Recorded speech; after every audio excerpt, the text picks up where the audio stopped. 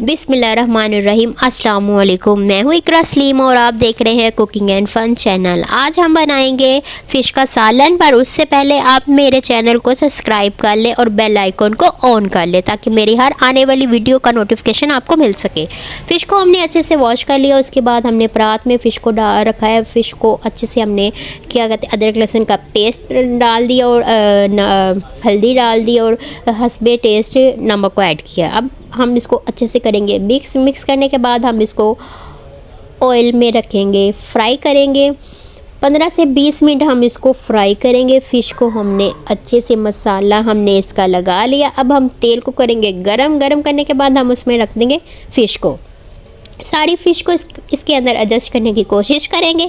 मज़ीद हमने फ़िश को अच्छे से इसमें ऐड कर दिया और अब हम अल्हम्दुलिल्लाह से इसको उल्टाएंगे। उल्टाने के बाद अल्हम्दुलिल्लाह से हमारी फ़िश हो गई है रेडी। हमने इसको